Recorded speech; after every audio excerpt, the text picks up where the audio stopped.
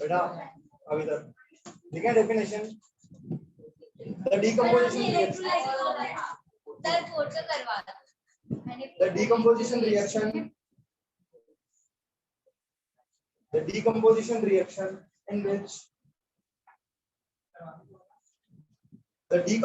reaction in which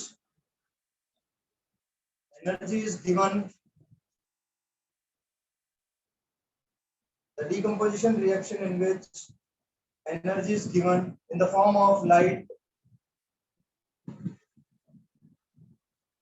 Decomposition reaction in which the energy is given in the form of light, and the substance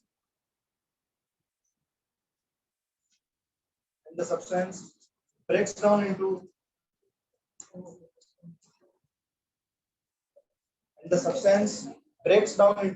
two or more substances. देखो बेटा decomposition reaction में हम तोड़ रहे थे and the substance breaks down into two or more substances. Sunlight की बढ़ेगा wavelength की अगर वो फुल लाइट हो जाएगा अपन रिएक्शन सनलाइट वाले कोई दिक्कत नहीं है डिकम्पोजिशन थर्मल डिकम्पोजिशन अब मैं सनलाइट का यूज कर रहा हूँ फोटो वर्ड यूज होता है बेटा लाइट के लिए ठीक है ना सनलाइट की जो लाइट आती है उसकी एक पर्टिकुलर वेवलेंथ होती है ठीक है 300 to 700 नैनोमीटर ठीक है जैसे हम विक्टोर के नाम से पढ़ेंगे क्लियर तो अब यहाँ हम एनर्जी किस फॉर्म में दे रहे हैं लाइट की फॉर्म में So the decomposition reaction in which the energy is given in the form of light and the substance breaks down into two or more substances. ऐसी रिएक्शन को क्या कहेंगे? Decomposition. कौन सी? Photo decomposition reaction. Example देखेंगे. Hydrogen iodide क्या लिया? Hydrogen iodide. कौन इसका फॉर्मूला बताएगा? आप क्या करें?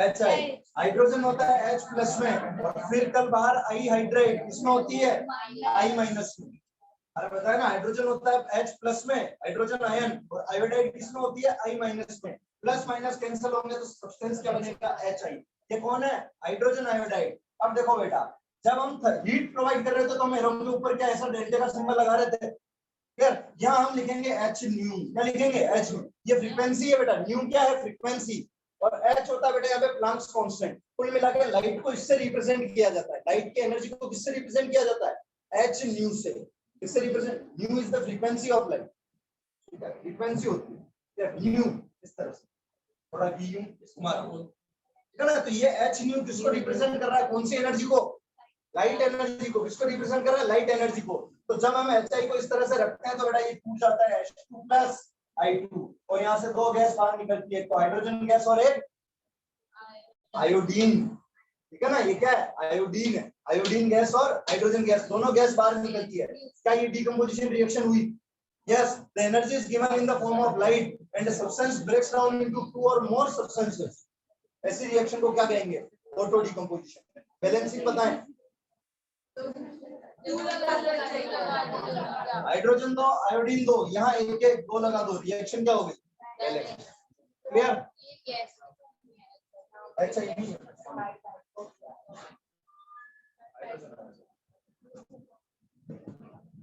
लफड़ा पड़ रहा है ऑक्सीजन है दो और इधर कितने है तीन अब अगर मैं यहाँ दो लगाता हूँ तो ऑक्सीजन कितने हो गए चार यहाँ दो लगा ऑक्सीजन कितने हो गए चार हाइड्रोजन ऑटोमेटिकली चार हो गए यहाँ चार हो एक की वजह से दूसरा अपने आप बैलेंस हो जाता है क्या ये बैलेंस रिएक्शन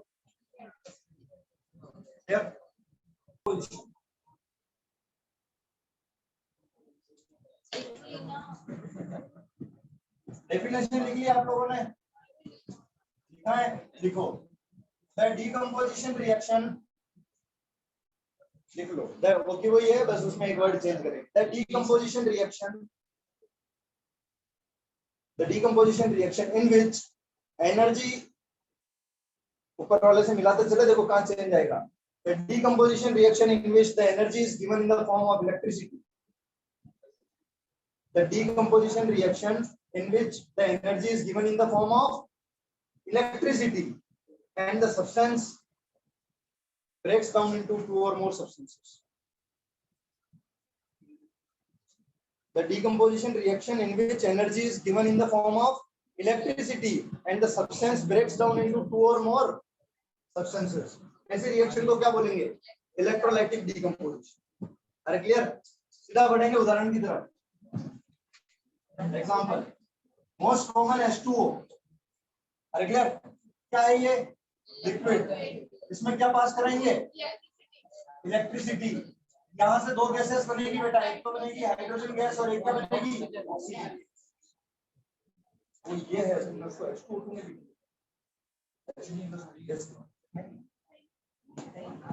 अरे समझ में आया? H2O में अच्छा इसकी एक्टिविटी देखेंगे अभी और करके देखेंगे कि हाँ मतलब अज्यूम करेंगे तुम्हें ऐसा लगेगा कि वो गैस निकल रही है. कौन सी? हाइड्रोजन और ऑक्सीजन. ठीक है. बैलेंसिंग. बैलेंसिंग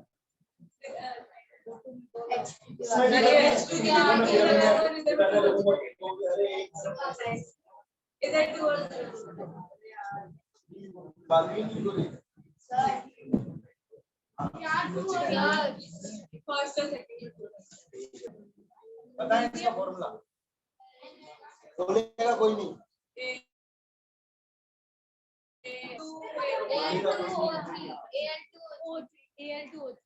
क्या है?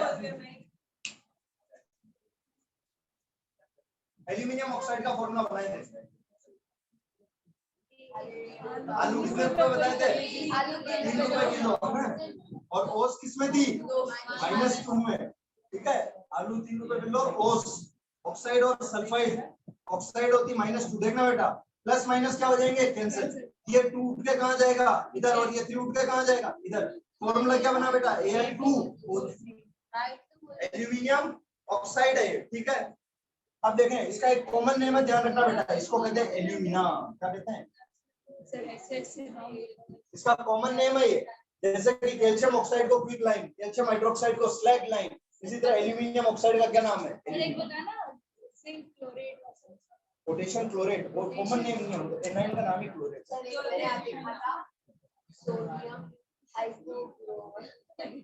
सोडियम हाइड्रोजन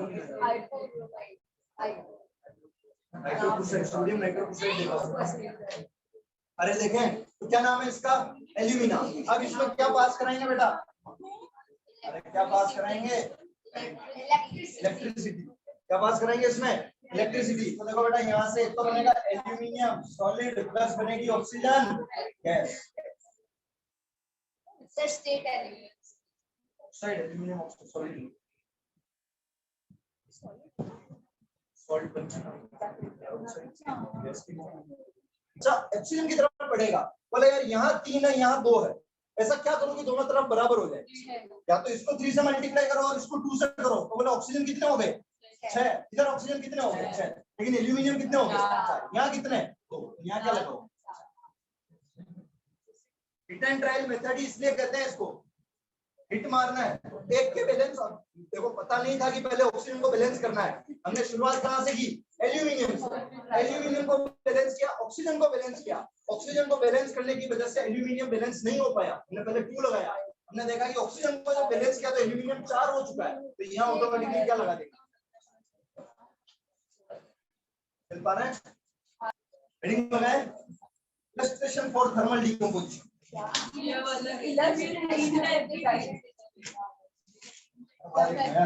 पर मेरी के साथ बता रहा था क्या इलस्ट्रेशन और थर्मल डिकम्पोजिशन. अब एक्टिविटीज चालू हो रही है बेटा. आप सुनो. अब एक्टिविटीज पढ़ेंगे. थर्मल डिकम्पोजिशन एक्टिविटी क्यों पढ़ रहे हैं? क्योंकि देखो हम लैब में एक ऐसा एक्सपेरिमेंट कर रहे हैं थर्मल डिकम्पोजिशन के साथ. यानी हम हीट देंगे तो हमें कैसे पता लगेगा कि रिएक्शन हो रही है? या तो हमें कलर में कोई चेंज दिखे. भाई कैसे पता लगेगा कि रिएक्शन हुई? या तो कलर में कोई चेंज दिखे या कहीं पे कुछ गैसेस निकल रही होगी. हम CO2 वगैरह का टेस्ट लगा लें, गैसेस निकल रही है तो ऑब्वियसली रिएक्शन हुई है. कलर में चेंज हुआ है तो ऑब्वियसली रिएक्शन हुई है. तो ऐसा में इलस्ट्रेशन देख रहे हैं कि हाँ हमें नजर आएगा कलर में चेंज. पहले कलर कुछ और था, हीट देने के बाद कलर में चेंज होगा. या कुछ अलग किसी फ्यूम्स निकल रहे हैं, जैसे रेडिश ब्राउन कलर के फ्यूम्स निकल रहे हैं, यानी हीट देने पर ही निकल रहे हैं. तो वहां क्या हुआ? डिकम्पोजिशन हुआ, क्योंकि एनर्जी देने पर वो टूट रहा है. तो हेडिंग लगाए illustration for thermal decomposition. Activity 1। अब समझना बेटा ध्यान से ना, इंपॉर्टेंट है थोड़ी, और इसमें कलर चेंज होंगे थोड़े से। एक्टिविटी 2 एक्टिविटी 1 पहले करवाया स्लैग लाइन का। अरे वो उसकी एक्टिविटी थी कॉम्बिनेशन की। थर्मल डिकम्पोजिशन के इलस्ट्रेशन में 2 एक्टिविटी पढ़ेंगे। चलिए इधर देखिए, आप समझना थोड़ा सा बाद में लिखेंगे। मैं लेता हूं बेटा फेरस सल्फेट, फॉर्मूला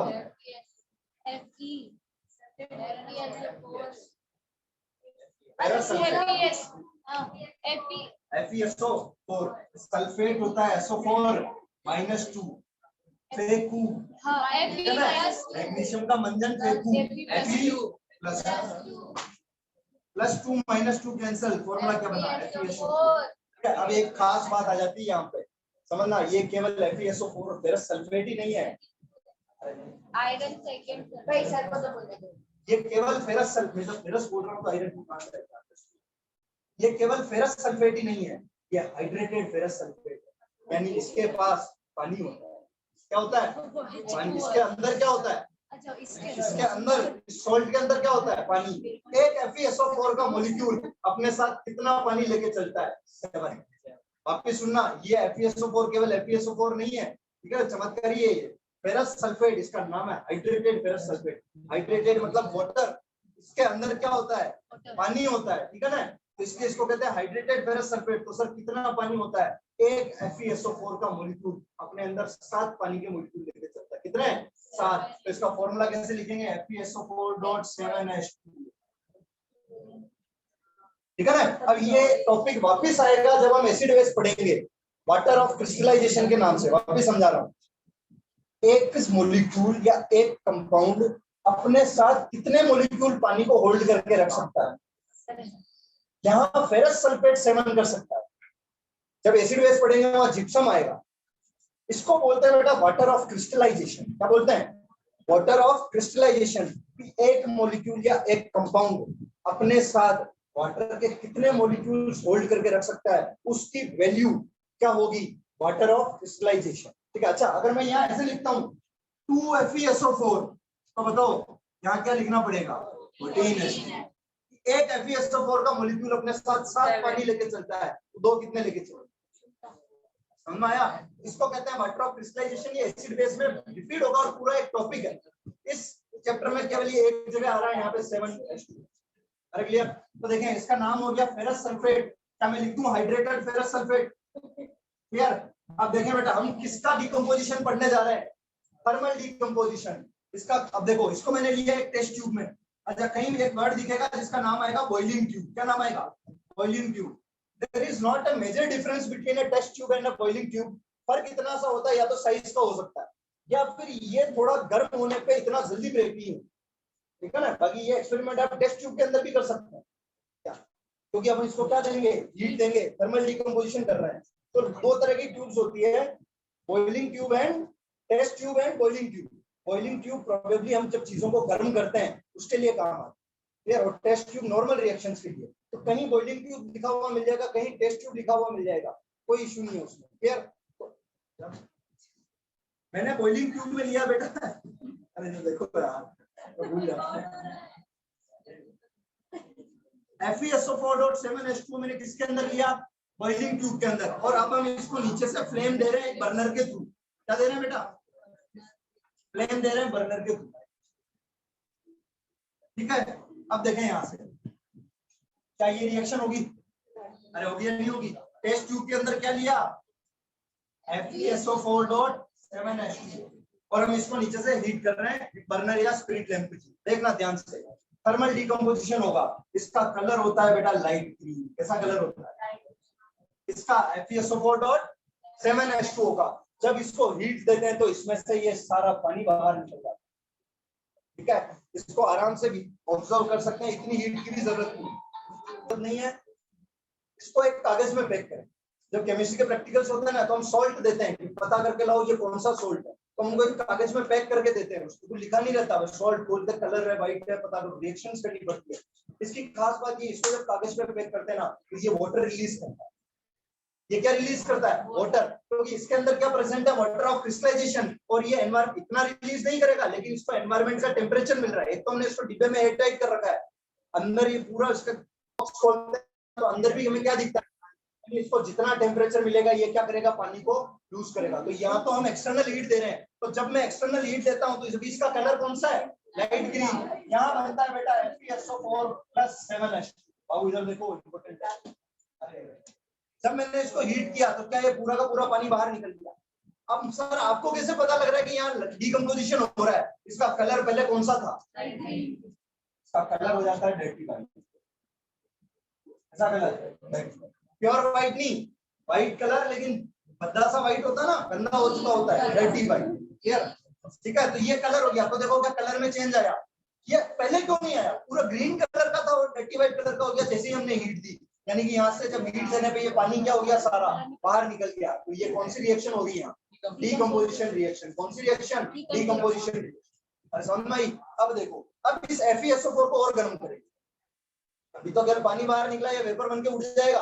अभी इस टेस्ट ट्यूब में क्या बचा? केवल FeSO4। तो ये तो वेपर बन के निकल गया, लिक्विड को और गर्म करेंगे। तो देखो जब FeSO4, हाँ, डॉट का मतलब कि इसके एक मॉलिक्यूल ने इतने पानी को होल्ड करके रखा है। ये रिप्रेजेंट करने का तरीका है। FeSO4 का एक मॉलिक्यूल अपने अंदर 7 मॉलिक्यूल्स ऑफ वाटर लेके चलता है। ये लिखने का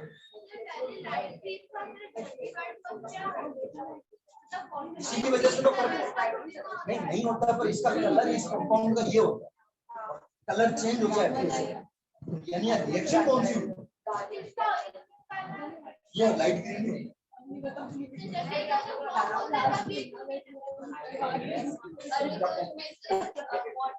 ये सुने, नेचुरली ये कैसे एग्जिस्ट करता है? FeSO4.7H2। ये तो हम हीट देके इसको सेपरेट करते हैं। देखो ना, हम एक्सटर्नल हीट दे रहे हैं फ्लेम से, तो ये तो हम हीट देके इसको जब सेपरेट करेंगे तो हमें किसमें चेंज देखने को मिलेगा? कलर में। पहले लाइट ग्रीन था और अब क्या हो गया? Dirty white. ठीक है, अब FeSO4 को और गर्म करें। मैं लिखूंगा इसको अच्छे से, आगे नहीं कर सकते। FeSO4 को क्या करेंगे बेटा? और गर्म करेंगे। तो देखो यहाँ से क्या बनता है? सुनना, यहाँ से बनेगी बेटा फेरिक ऑक्साइड। क्या बनेगी? Ferric oxide. फॉर्मूला बताए, सीधा लिख लो, बाहर खड़े करके बताएंगे, कोई बोलेगा नहीं। फेरिक ऑक्साइड बनेगी।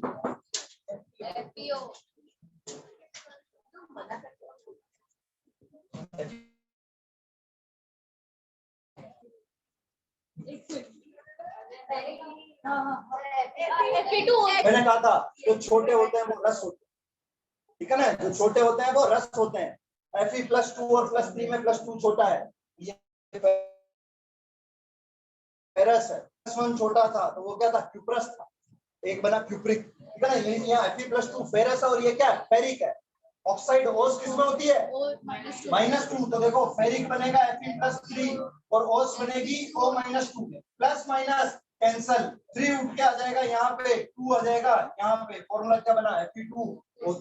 ठीक है, प्लस यहाँ से बेटा गैसेस निकलती है SO2 और SO3। अब एक चीज सुने, ये जो Fe2O3 है, ठीक है ना, इसका कलर हो जाता है बेटा रेडिश ब्राउन। कैसा हो जाता है?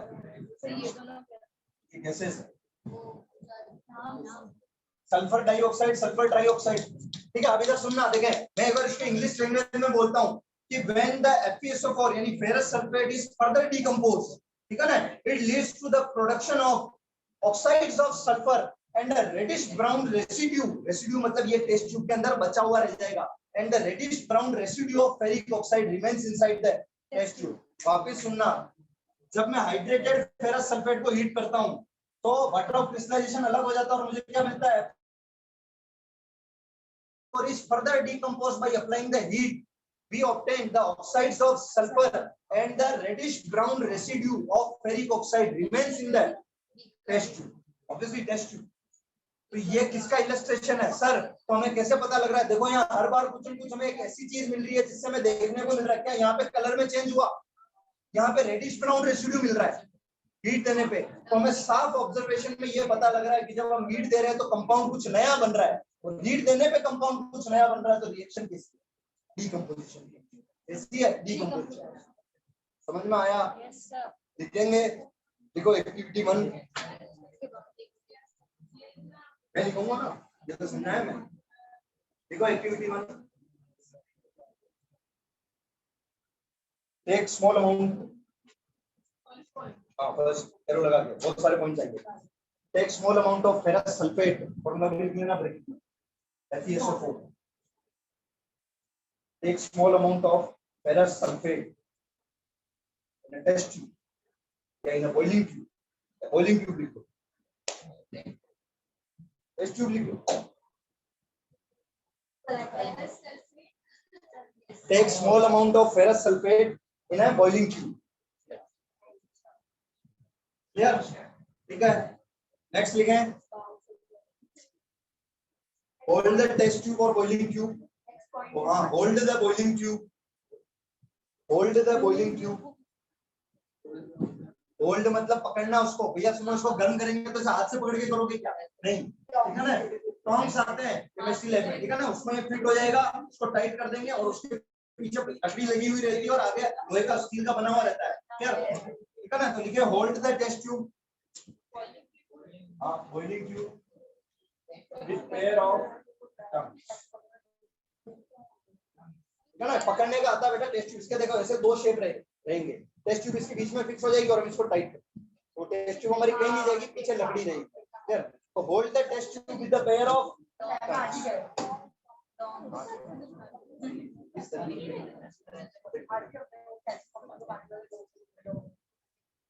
नहीं, देखो ये इस तरह से होगा बेटा, ठीक है ना, ये एक और पेन लेना, अब फॉर एग्जांपल ये टेस्ट ट्यूब है, ठीक है ना, इसको इसमें होल्ड करके यहाँ पीछे से स्क्रू आता है, इसको टाइट करते हैं, ये ऐसे टाइट हो जाएगी तो ये इस तरह से पकड़ में आ जाएगी, ये टेस्ट ट्यूब है, hold the test tube with a pair of tongs, ठीक है। Next point,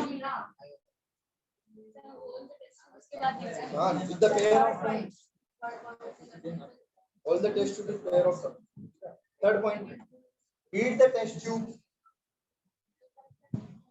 heat the test tube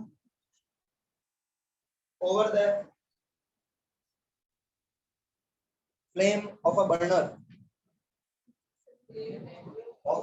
heat the test tube over the flame of a burner,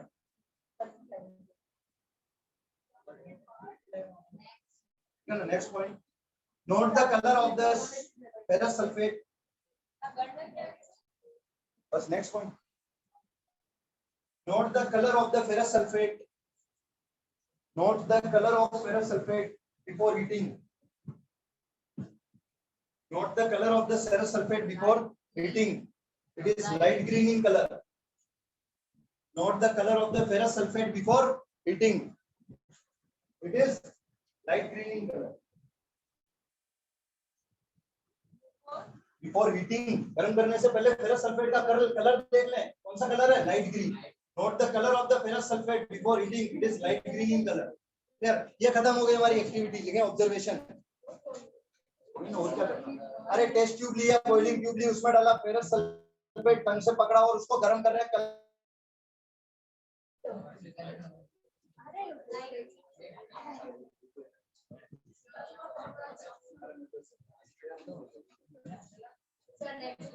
observation, अच्छा बाबू क्या ऑब्जर्व किया हमने, किसमें चेंज आया, कलर में, लिखेंगे observation, ferrous sulphate decomposes, ferrous sulphate decomposes,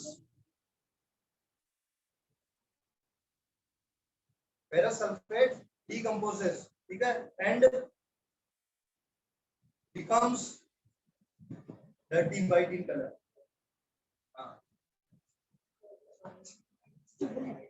becomes dirty white in color,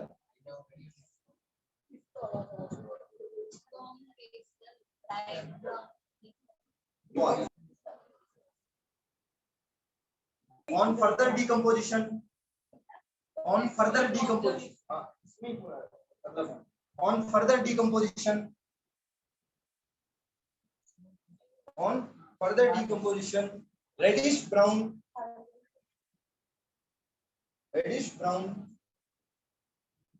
residue,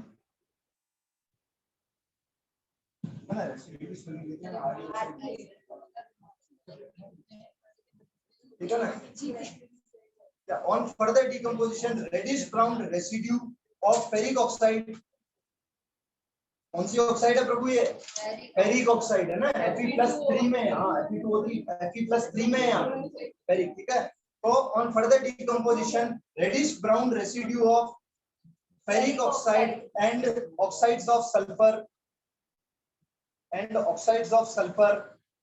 are obtained, and oxides of sulfur are obtained। और उसके बाद लिखेंगे ये वाली reaction, FeSO4 gives Fe2O3 plus SO2 plus SO2। हाँ ऑब्वियसली लगा दिया 2, ऑक्सीजन कितना हो गई? 8 हो गई। अब इसकी वजह से आयरन कितना हो गए? 2। यहाँ आओ, आयरन कितना है? 2। सल्फर कितने हो गए? यहाँ आओ, सल्फर कितने? वापिस देखें क्या लिक्विड कैसे निकलेगा? ये इतना पानी नहीं है जितना तुम सोच रहे हो। एक FeSO4 के मॉलिक्यूल के पास 7 मॉलिक्यूल्स वाटर के हैं।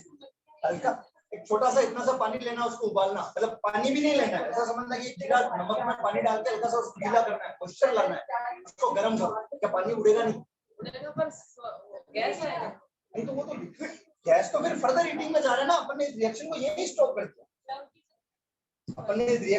स्टॉप कर दिया, इससे पानी अलग हो गया बाद में। अब मैं इसका फर्दर डिकम्पोजिशन कर रहा हूँ, ये बनेगा Fe2O3 SO2। ये सेपरेट रिएक्शंस लिए, इसको यही स्टॉप कर दिया। ऑब्वियसली मैं भी यही तो कह रहा था कि पानी उड़ जाएगा और गर्म करोगे। फिर हमने कहा कि हमारा फोकस अब किस पे है? केवल FeSO4 पे। इसको मैं ज्यादा गर्म करूंगा। भैया बैलेंसिंग वापस देख लेना एक बार, देखो अप्रोच कैसे लगी चीते ने, ठीक है? देखें इधर, देखें ऑक्सीजन कितने थे बेटा? इधर गिनना, 3 6 और 2 8। ऑक्सीजन कितना है इधर? 8। लेकिन इधर ऑक्सीजन कितने? 4 को 8 बनाने के लिए क्या मैं यहाँ 2 लगा दूं? ऑक्सीजन कितना हो गया? 8। खत्म ऑक्सीजन का। यहाँ 2 लगने से आयरन कितने हो गए? Fe। यहाँ पहले से ही 2 है, बेटर क्लोज। यहाँ 2 लगाने से सल्फर कितने हो गए? यहाँ देखो, एक ये रहा, एक जगह 2 लगाने से हमारी पूरी रिएक्शन क्या होगी? बैलेंस हो। प्रैक्टिस करें एटेन ट्रायल मेथड की। एटेन ट्रायल ये कि एक बार गलत भी होगा, पर जैसे जैसे प्रैक्टिस करेंगे, दिख रहा है यहाँ, पहले आराम से देखो रिएक्शन। ऑक्सीजन देखो, जो सबसे ज्यादा होना है उनको गिनो सबसे पहले। हो सकता है कि उनको करने के चक्कर में छोटे मोटे अपने आप ही बैलेंस हो जाते हैं कभी कभी। क्या ऐसा ही तो हो रहा है? एक को बैलेंस किया ऑक्सीजन को, Fe और सल्फर S दोनों उसके साथ अपने आप ही बैलेंस हो गए। सर ऐसे भी देखे तो अगर आयरन को अपन करे तो पहले आयरन को कर लो, 2 है तो बात वही है, इससे भी करो यार। अच्छा कोई अप्रोच ऐसा लगा सकता है, देखना कि ऑक्सीजन से नहीं लगाऊंगा सर मैं तो। यहाँ आयरन कितने हैं? यहाँ आयरन कितने बाबू? 2। यहाँ कितने हैं? 1। ये लो लगाओ 2 लगाने से सल्फर कितने हो गए? 2। कितने? 2 लगाने से ऑक्सीजन कितने हो गए? 3। इधर पहले से ही 8 आया, इधर पहले से ही 8। कैसे भी अप्रोच लगाएंगे यहाँ आंसर आएगा। क्या आंसर आएगा यहाँ? समझ में आया? ये एक्टिविटी थी किसकी? Activity 1, illustration for thermal decomposition. Clear? ठीक है। On further decomposition, this reaction is taking place when we supply the heat. So this is a thermal decomposition reaction. Clear? Activity 2. Sir time हो गया कल। Activity 2. Sir समझा दो। हाँ तो समझा ही तो रहा हूँ, हेडिंग तो मेरे को याद रहता आगे क्या पढ़ा था, हेडिंग लगा। एक्टिविटी 2, ठीक है। अब देखो सुनना बेटा, बैलेंसिंग में कोई दिक्कत पूछ लो वापस। Fe को पकड़ लो या ऑक्सीजन को पकड़ लो। Fe को पकड़ लो और सिंपल पड़ेगा। Fe यहाँ 2 थे, यहाँ एक ही था, 2 लगाया, इसके चक्कर में ऑक्सीजन और सल्फर सब अपने आप बैलेंस हो। तो ऐसे ही होगी इथेन ट्रायल में, एक के चक्कर में दूसरा अपने आप बैलेंस हो। क्लियर? ठीक है। देखेंगे बेटा एक्टिविटी 2। इस बार मैं ले रहा हूँ लेड नाइट्रेट। फॉर्मूला बताएं। PP सर क्या क्या आप मुझे बताओ। यार बताओ तो सही बोलो। लेड नाइट्रेट क्या? लेड अरे लिख लो, गलत बताने से अच्छा लिख के करो। प्रभु किसमें थे? कोई बात नहीं, प्रभु +2 और nitrate NO3 minus, plus minus cancel, 2 का आएगा पूरे नाइट्रेट के होल ट्वाइस। देखें पिछली बार हमने लिया था फेरस सल्फेट, क्या लिया था बेटा? Ferrous sulphate. इस बार हम ले रहे हैं लेड नाइट्रेट, क्या ले रहे हैं? समझ आ रहा हूँ ना?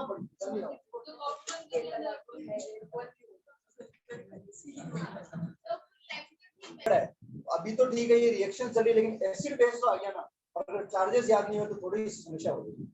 अब चार्जेस याद है तो आराम से खुल के ले लो बिना हेलमेट के, ठीक है?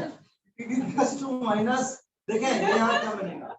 PbNO3 का होल ट्वाइस। ये क्या है बेटा? Lead nitrate. क्या है बाबू? Lead nitrate. अरे क्लियर? कोई दिक्कत? अब देखो सेम प्रोसीजर है, इसको भी टेस्ट ट्यूब में लेंगे, थोड़ा सा लेड नाइट्रेट, और इसको क्या करेंगे? मैं कल लिखवा दूंगा, एक बार देखो। सेम प्रोसीजर है उसके जैसा, जैसे फेरस सल्फेट को टेस्ट ट्यूब में लेके गर्म किया, इसको भी हम टेस्ट ट्यूब में लेके क्या करेंगे? गर्म करेंगे। देखना, हाँ बॉइलिंग ट्यूब या टेस्ट ट्यूब कुछ भी, देखो क्या रिएक्शन देखा बेटा? हमने लिया PbNO3 का होल ट्वाइस, क्या कर रहे हैं? इसको हीट कर रहे हैं। अब सुनो यहाँ से, जब मैं इसको गर्म करता हूँ, ठीक है ना, तो इसमें से फ्यूम्स निकलती है। इधर समझो, जब मैं इसको गर्म करता हूँ तो इसमें से फ्यूम्स निकलती है, धुआं निकलता है इसमें से, ठीक है ना, फ्यूम्स निकलती है। उन फ्यूम्स का कलर होता है रेडिश ब्राउन, ठीक है ना, उन फ्यूम्स का कलर क्या होता है? Reddish brown. देखें वो जो धुआं निकलता अब धुआं निकलेगा ना, देखें यहाँ से बनेगा बेटा एक तो lead oxide plus NO2 plus O2, clear? तो ये जो NO2 निकल रही है इसका कलर कैसा होगा? Reddish brown. रेडिश ब्राउन की फ्यूम्स निकलेगी। जब मैं लेड ऑक्साइड नाइट्रेट को गर्म करूंगा तो क्या निकलेगी? रेडिश ब्राउन की फ्यूम्स निकलेगी, इसकी है वो NO2। और यहाँ से स्मेल कैसी आएगी बेटा? Pungent smell. स्मेल कैसी आएगी? Pungent smell. पंजेंट स्मेल कभी महसूस की है? अरे इधर से सबने की होगी पंजेंट स्मेल। ये क्या होती है बताते हैं, देखो अमोनिया की जो स्मेल होती है ना, इसे पंजेंट स्मेल कहते हैं। तो सर हम कहाँ गए? किसी अमोनिया वाले फील्ड में, जो सड़क पे टॉयलेट्स बने रहते हैं उनमें गए हो कभी? एकदम से वो जो फ्रेग्रेंस आती है दैट इज पंजेंट स्मेल। आंखों में जलन होने लगी है ना, तो मैं स्मेल ही बोल रहा हूँ ना,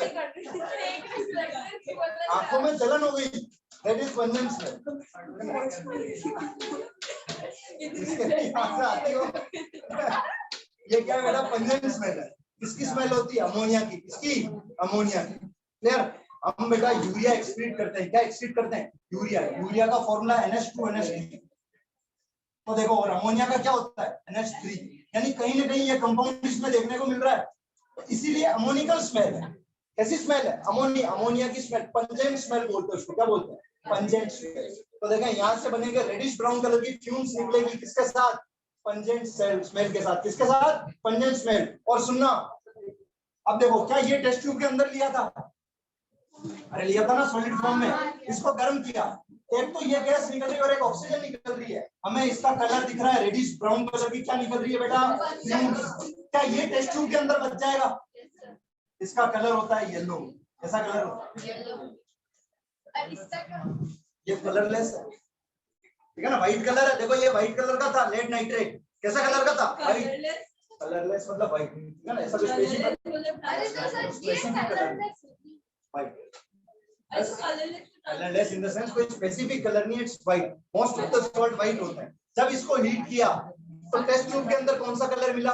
येलो। और जो फ्यूम्स निकल रहे थे वो किसके निकल रहे थे? क्या ये हीट करने पर ही हुआ? ये किसका एग्जांपल है? थर्मल। अब मेरी बात सुने भैया, वो पूरी एक्टिविटी पूछे या नहीं पूछे? डायरेक्ट रिएक्शन दे सकता है। PbNO3 होल ट्वाइस लिख के ऊपर ये ट्रायंगल बना दिया, बोला कंप्लीट करो। प्रोडक्ट्स ध्यान रखने हैं, PbO + NO2 + O2, ये मैं लिखूंगा। और इसमें हम क्या लिखेंगे? सुने, on decomposition of the lead nitrate reddish brown fumes with pungent smell are evolved and the yellow residue remains inside the test tube। चल पा रहे हैं? क्या बोला मैंने कि ऑन हीटिंग और decomposition of lead nitrate reddish brown fumes with pungent smell are evolved and the yellow residue remains inside the test tube। तो ये कौन सी रिएक्शन हुई? डीकंपोजिशन। वो पूरी एक्टिविटी पूछे या नहीं पूछे, रिएक्शंस दे सकता है। क्या कर सकता है? रिएक्शंस दे सकता है, ठीक है। बैलेंस करना, इसको एंजॉय करना है ना। वापस कल पूरा लिखाएंगे, ठीक है ना, इसको वापस कल लिखाएंगे, ठीक है। मुस्कुराते रहे, बने रहे बाबा के साथ, मुस्कुराए साइंस का। जय हिंद, जय भारत, जय श्री कृष्णा।